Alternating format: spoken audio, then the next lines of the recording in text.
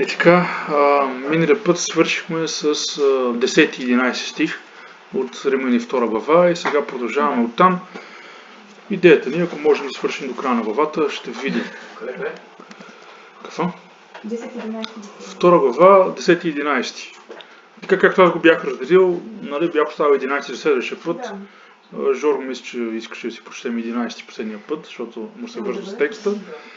И така, цялата 2 глава, напомням, защото това беше отдавна реално, когато правихме така изучаване.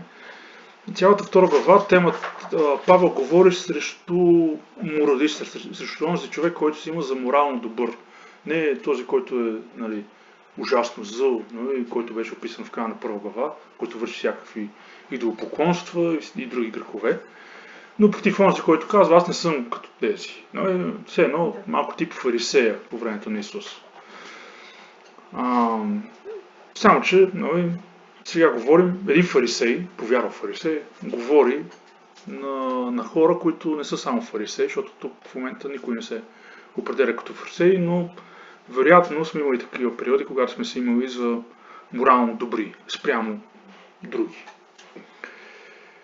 И така, ще прочетем от 11 до 16 стих. Някой, ако има желание. Аз ще се опитам. Да. Понеже Бог не гледа на лице, защото тези, които са се грешили без да имат закон, без закони ще погинат. И които са се грешили под закона ще бъдат съдени. Защото не слушателите на закона са праведни пред Бога, но изпълнителите на закона ще бъдат оправдани.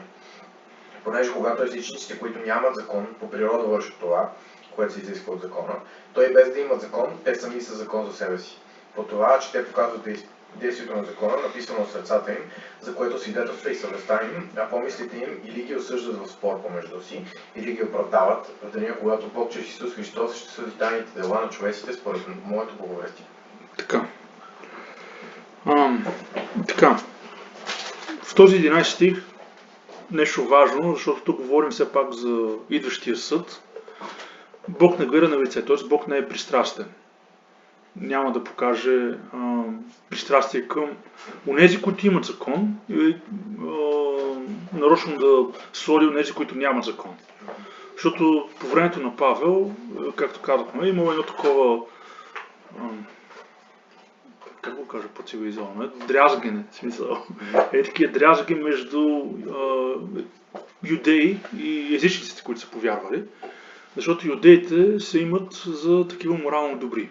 Също тази 2 глава е насочена основно към юдеите в някакъв смисъл. Не само, но когато Павел казва, че Бог не гледа на лице, контекста тук е, че Бог няма да предпочете юдеите, спрямо, защото им е дал на тях закона, спрямо езичните, на които не е дал закона.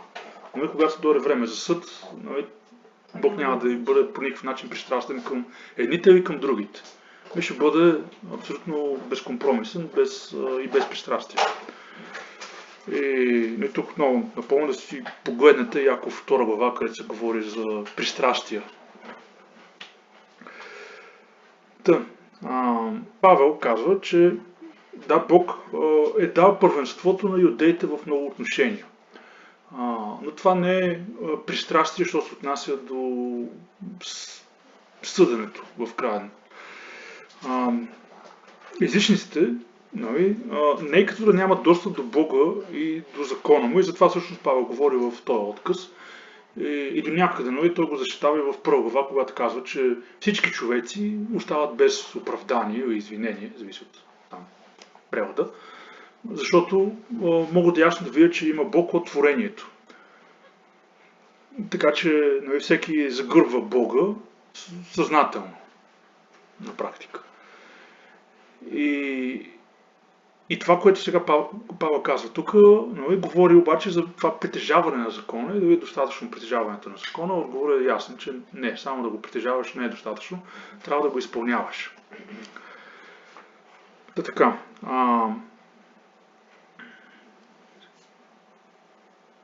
Да.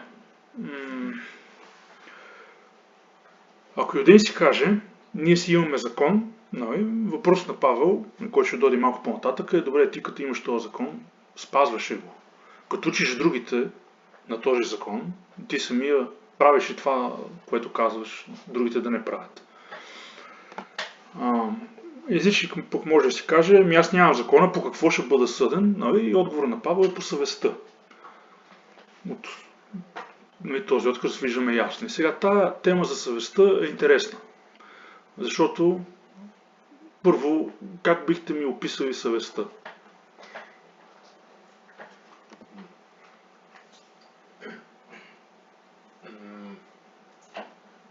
Някакво отражение на нашите морални възприемания. Добре. Добре. Да. Което е обаче и малко по-различно от рационалното ни мислене. Тоест, че може съвестта ти да те осъжда, въпреки че ти смяташ, че това е нещо правилно, което правиш. Така ли? Да. Не съм сигурен, че така действа, може. Мога да направиш нещо, което мислиш, че е правилно, обаче да те гложди.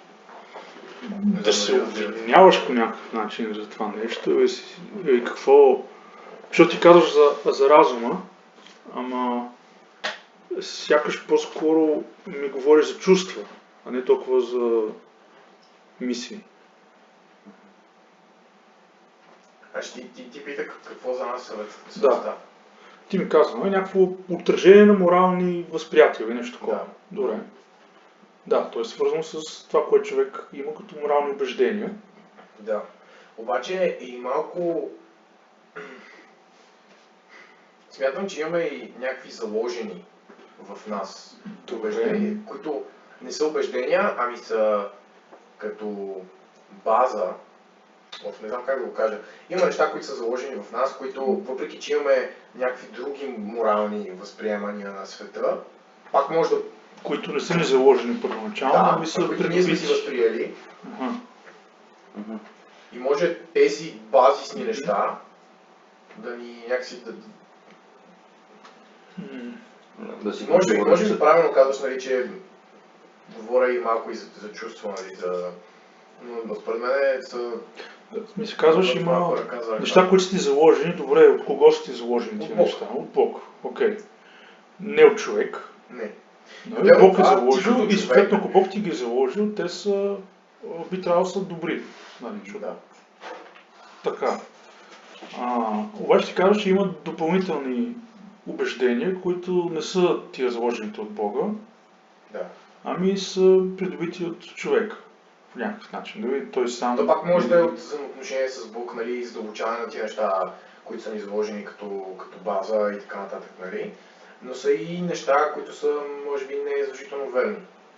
Тоест може да се противоречат. Да, точно. Да, може да не е вярно това, така да, но... Джеро, какво мислиш? Аз мисля, че съвестта първо, особено при християните, със сигурност свят и дългочасът там. Да, в момента не говорим за християни, нали? Говорим чисто човешки. Общо, ние като хора как реално, защо не е полезна съвестта, защото нали, тя е нещо, което ни казва, добре, това си е окей, това не е окей. Реално погледнато, това е нещо, което е пряко обвързано с понятието за добро-лошо, съответно грях и правда. И също откъде се поражда в нас да познаваме греха, ми от това, че сме потомци на Адам и Ева, които познаха греха чрез ядейки от дървото. Което дърво не е случайно се казваше дървото за познаването от доброто и злото, защото те в един момент почнаха да различават, нали, да осъзнават това е добро, това не е добро. И смея да твърдя, че дори в този момент те са получили това усещане, в което усещат вече какво не е окей да правят и това е съвестта, която ги гложи, да. Усещане, то е вътрешно... Което ги гложи, но това е значи обвинение в случая. Не е задължително да е... да, всъщност да, и обвинение, защото понякога това е нещо, което може... Когато направиш нещо грешно и усещаш... Може дори само човек да си го мисли, това е достатъчно за не е окей със себе си. Но ми хареса това, което каза той за Святия Дух. Защото... То е вярно. Да. Не, по-скоро може би допълва това, което аз си таковах. Може би аз това, което се описва да кажа, че въпреки нашите убеждения, които като хора, нали, не задължително християни, със сигурност има неща, които не са верни, имаме...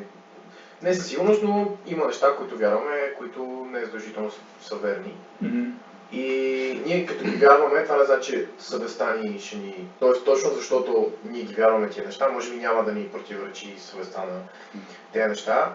Обаче това, което той каза за Святия Дух, че понякога, особено когато ние сме вярващи, има неща, Бог може да ни изобличи, нали, за тия неща и да... Не знам дали има смисъл това, което говоря. Не има, просто... Павел в момента въобще не говори за християнството тук и за хора, които вярват в Бога и имат такива лични взаимоотношения с него. Той казва какъв е принцип. Нали? Тия, които нямат закон, те ще бъдат съдени по съвест. Да, някаква ключова дума тук е, че пише, понеже когато всичките, които нямат закон, по природа вършат това. Тоест, мисля, че природата е ключова наистина. Да, защото каква е нашата природа? Това е една грешна природа. И ние в комплекс с тази грешна природа сме получили точно това разбиране за това какво е добро, какво е лошо. Затова ти, когато си на 2 годинки и откраднеш 5 стотинки от дома на Леля Иванка, на която си била на гости, нали? Като откраднеш тия 5 стотинки, ти е гузно с тия 5 стотинки. Значи никой не те е научил, че да крадеш лошо, но ти това го осъзнаваш още от ранна възраст. Но забележи, ти си откраднал. Ти си откраднал, да. И това е нещо, което го казва, че което се... Но и съвестта ви ги оправдава и ви ги осъжда. Да, че те по природа това е вариант. Това, което се изисква от закона, да. И накрая. В 15 стих гледам аз. Да, на 15. Нали 14 е това, което той споменава, нали, за природата. Накрая на скобите исках да кажа. Да.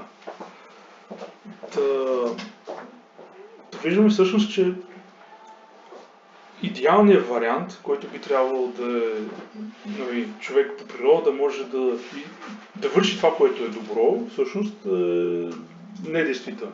Той е несъществуващ вариант. Защото всеки човек е грешен. В 3 глава, тук вече ще кажа, нали, че всички се грешиха и не трябва да се прославят от Бога. Но тук представяме нещата, нали, Пак всички сме грешни. Да. Но тук казвам, нали, този стих, този отказ, нали, обикновено се използва за довод, нали, че има добри невярващи хора, нали, които наистина се държат добре. В смисъл, виждали сме такива. Сега не мога да кажа, че аз съм бил такъв, не бях. Нали, но съм виждал такива, които наистина бяха добри хора.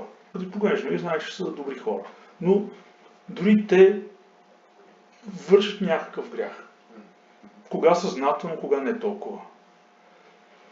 И този вариант, който представя Павел, тук е той идеален вариант, в който грехът на човека, нали, не е покварил цялата му природа, така че желанията на човека, нали, в момента, както въобще след Адам, са все зло. Нали, това го виждаме от Битие 6 глава, преди потопа точно. Това стана причина, да стигна до потоп. И от тогава до сега нещата не са по-добре по отношение на някой да се роди и да е безгрешен, освен Исус. Неговото раждане беше особено. И той е особен като личност и характер, защото е и напълно Бог, освен напълно човек. Аз съм съгласен. Да. Но както казвам, тук това е един идеален вариант, в който човек би трябвало да може да знае наистина по природа това, което е добро и зло. Тоест воден от съвестта си. Воден от съвестта си. Да, Бог е заложил съвестта ни, наистина. Проблема е греха. Проблема е, че греха покварява съвестта на човека и човек не може да вярва на собствената си съвест като абсолютно безпристрастен и добър стойностен критерий за това кое е добро и кое е зло. Защото не винаги дори сме наясни, че нещо е зло. много често някакси понякога така Някой път си тръгваш оправдаваме по някакъв начин. Да, тръгва човек да прави нещо, съзнава, че не е окей, може да казва, че го направя, нали, все пак и после чак усеща тежестта и вижда, че съвестта му била така разумно същество. Да. Мога така да се изразя. Да. Само това запитах да кажа, нали, че имаме съвест заложена от Бога, но имаме нещо, над което надграждаме и това, че в повечето случаи няма нищо общо с това, което ни е заложено, т.е. не вървим по това, което ни е заложено. Не значи, че защото вървим по тия неща, това, което е базисно, няма да ни някъде да ни е точно това да кажеш, да се осъждаме себе си. Не да се осъждаме, но да имаме неприятното чувство за това, че нещо грешно се случва. Аз това се опитвам. Което Павел казва осъждане, така че да, правилно го казва. Да. Разбирам. Да. Просто знам, че в момента мислим като християни. Това е нормално. И няма как да не мислим като християни, като четем. Не трябва да почнем да мислим като някакви неадекватни римляни, които не са чули тези Христос. Не, трябва просто да видим, че съвестта не е достоверна. Макар че Павел говори на няколко места. Но и тук в Римляни ще продължи в 9 глава. Беше. Стига вече! Ето си отбелязвам, аз съм ви стихове в материалите, за където да се обясни. Ти каза, повече. че това не може да се отваря решително. Но самия Павел казва, нали, за себе си, че той има доверие на съвестта си, но пак не смее да каже, нали, че тя, в смисъл, макар съвестта ми да не ме осъжда в нищо, казва в Първо Коринтияни, пак не смея да... Мисля, пак Бог ще ме съди за това, което аз не знам, нали, че върша неправилно. Това е реално проблема на съвестта на един зрял християнин, какъвто, нали, приемаме, че е Павел. И смисъл... Ако съвестта ти не те осъжда, знаеш, че си съвършен човек. Пък Исус каза да сме съвършени, така че... По-скоро го владеем езика си, че сме съвършени, а това е дори по-сложно от съвестта. Да. Но са много свързани двете. Да. Но хората не ги осъжда съвестта, защото са обръмни. Има и такива, за прегоряла съвест. И прегряла. И в 1 Тимотей 4 глава Павел говори за лъжеучители, на които им прегрява съвестта и те служат на стомасите си. Което е много интересна картинка. И мисля, говори още много други неща, но в един момент християнин има голям проблем, ако съвестта му, ако върши някакъв грях, съвестта му не го осъжда. Мисля, това е реално много голям проблем. Тогава отива в категория евреи 12 глава. Да. Може би някой не 6. Но тук сега искам да кажа нещо, което съм чувал като размисли от сънародници. Защото се ми казва и съученици, и колеги. Аз съм българин и съм православен съответно. Кръстен съм като малък. И си викам хубаво, ама... Да, и какво от това? Защото същите доводи са били използвани от юдеите по времето на Павел. Те ще казват, аз съм Аврамов син, и дъщеря, и аз съм обрязан, и кръстен, готов съм аз, за Бога. И си кажеш, хубаво, това не е лошо, ама от там на къде? Това не може да е край, това не е тавана на нашата вяра. Между другото, може ли една много бърза скоба да отворя? Кажи. Аз се питам него. Да, много интересно нещо, че много християни си казват, добре, аз трябва да правя добри неща и около това ми се върти християнството. И като правят добри неща и както евреите си мислят, че с добри дела се оправдават. Да. Много е забавно това, защото ако погледнеш примерно буддистите, ти не можеш да се мериш по добри дела с буддистите. Целият им живот е посветен около това да вършат добри дела. Да, това си е абсолютно религия, основана на... Да, религия, не точно, да. Много интересна мисъл за това, че всъщност... Да. За щастие, още по времето на апостолите проблема с дела или вяра си е вървял много и е имало много, мисля, първият събор е бил срещу това. Да. А е много трудно, защото мисля и днес го има наистина и хора особено сравнително повярвали могат да изпаднат в такава заблуда, защото то си е заблуда. Но че имат вярата, но трябва нещо повече. Ами не е нужно нещо повече. Мисъл, добре да прави човек добри дела, да ги има, но те идват следствие на вярата и на взаимоотношението, като има с Бога, а не нали, преди това. Аз това си мислех тия дни, че е толкова лесно да изпаднем в служението. Да. Да почнем да служим, защото така трябва, защото така сме се заучени. Да. Няма такива. Може би съвестите те осъждава. Може. Понякога е лесно да загубиш фокус. Наистина е и просто от това, че живеем в забързан свят. Мисля, доста по-забързан. Да. И това си е истинско, мисля, дяволска работа. Начин по който той използва заетостта на човека, за да му премества фокуса към други неща, които са толкова важни. И затова толкова харесвам Екклесиаста. Защото показва кое е важно. Но за това ще говорим, може с няколко месеца късти. Други ден. Да, и в други ден ще започнем нещо.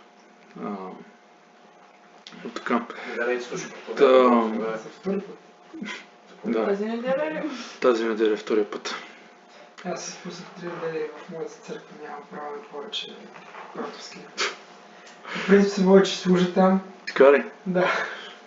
Значи добре да отидеш сега, знам. Не, аз малко на шега го казах, защото 3 седмици не съм бил. Това беше договорено. Бог ще дойдеш как? Георги, 3 седмиците нямаше. Какво сме с теб? Ела отпред да се молим за теб. Не, няма такива шеф на църква. Да, ще го. No. Защото при нас има дезро. Това е полезно. Така, ти искам да кажа, тук лесно може да замените юдеите, начинът по който Павел представя юдеите тук, с православните християни. Мисля, българите като православни християни в днешно време. Повечето от тях, не всички, защото има истински вярващи, но множеството сякаш са номинално християни, не на практика. И другото е с християни, които по някакъв начин са заблудени за това какво Бог е направил за тях и какво те трябва да направят, за да достигнат до Бога по някакъв начин. Друг въпрос, който е важен за този текст, ако не знаеш закона, но си го нарушил, невежеството ти оправдание ли е? Не. Мисля, че всички го знаем. Нали, навсякъде по света, почти навсякъде, мога да кажа, нали, че съдебната система работи на този принцип. Нали, ако не знаеш закона, ти пак си виновен. Евентуално може да има смекчаване на присъдата.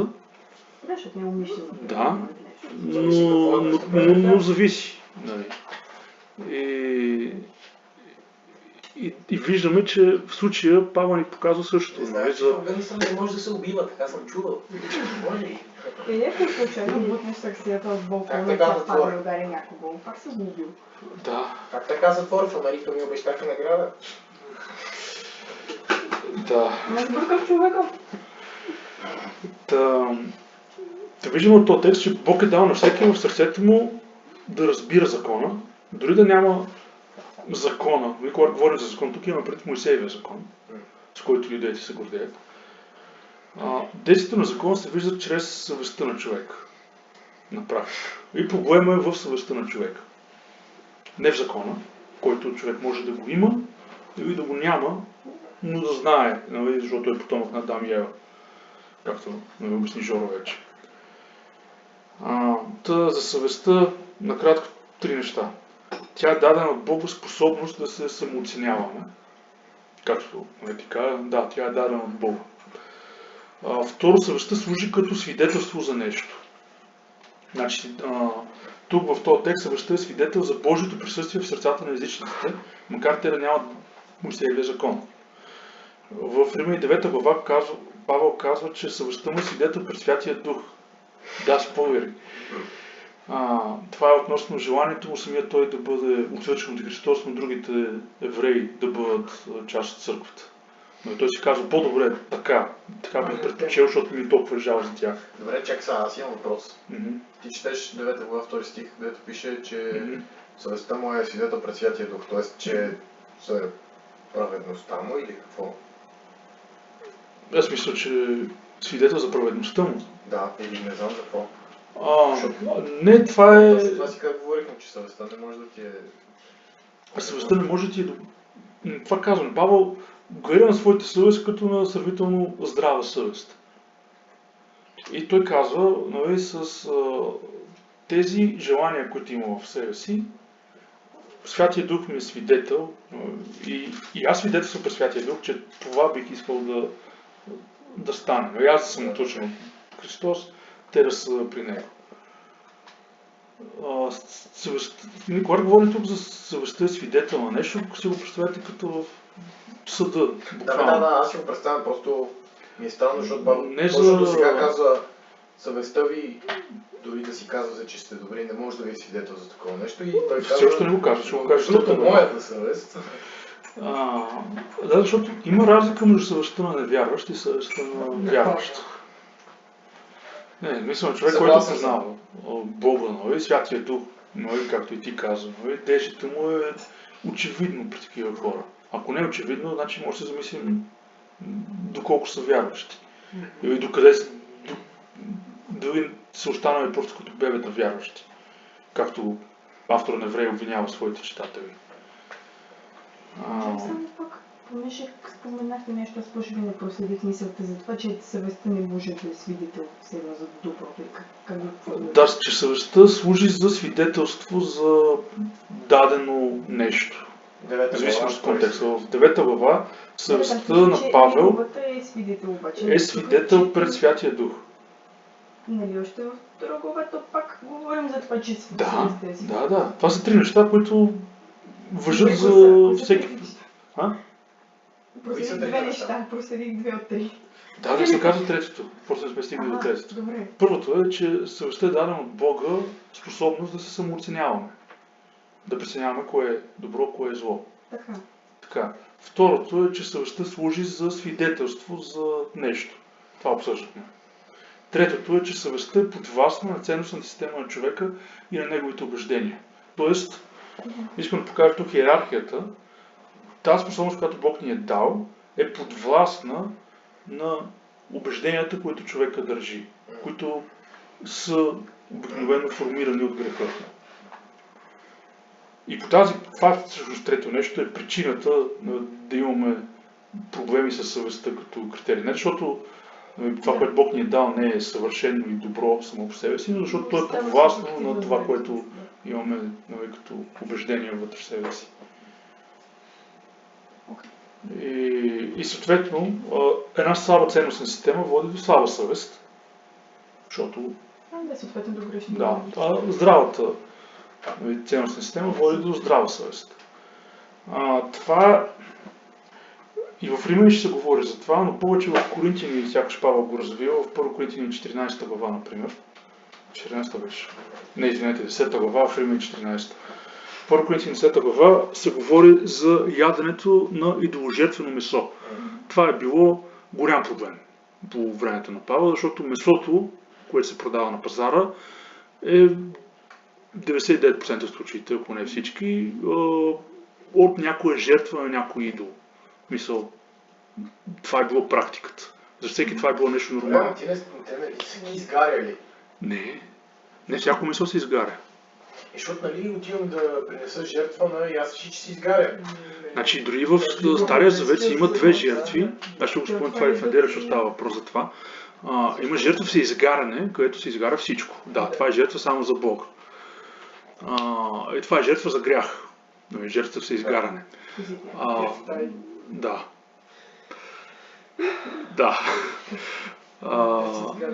Или поне предполагаме. Да, така излиза от текст. Но Другата жертва е жертва, при която се заколва животното. Ми изтича се кръвта му, но евентуално се изгаря някаква част от него, но обикновено се яде. То се яде от левитите и свещениците. В Стария Завет. Същата практиката И като цяло такава е практиката при другите народи, защото те искат да ядат месо, бе. Хората искат да ядат месо. Те си намерили начините, ако се щеш. Във всеки вид, в гитарата, това е супер много месо. Аз тук половината добити трябва да си изгорят целия. Да. Пък и тези свещеници нещо трябва да ядат, те не гледат овце навън. Да. Те нямат право да го ядат. Хлебните приноси и така нататък, и те се делят. И хлебните приноси, да. Но и те вече не се изгарят и такова, те само се освещават. Да. Те към свещените хлябове, дето после. Дето Давид ги яде. Това е най-интересна история с тях. За свещениците. Как може Давид да яде? Да. Това е също такъв проблем, свързан с съвестта. Защото за идоложертвеното месо, когато ще тръгнем да говорим, проблема е не в самото месо. Павел казва, за чистия всичко е чисто. Това го казва на Тит, отделно. Но принципът е този, че човек, който вижда месо и за него, дори това да е било жертвено на идол, той знае, че този идол е нищо. Той в сърцето си знае кой е истинския Бог. Това месо по никакъв начин, дори да е жертвено на който е там, на Зевс, на Атина, на Афродита, на Артемида, в Ефес, мисъл, да. Да, там и други жертви. Жертва на любов. Да. По-голямо ли си? Благодаря ти, имах нужда. Един вярващ може да погледне това месо и да си каже, няма никакъв проблем да го купа и да го изядем с месото ми, защото Бог го е очистил. Моят Бог, в който вярвам. Това е истинския Бог, не е някакъв си идол там. Това, в смисъл, по никакъв начин не изразява поклонение пред идола. Но за друг християнин това е било така. Как ще взимаш месо, което е било принесено на чуж Бог? И това са хората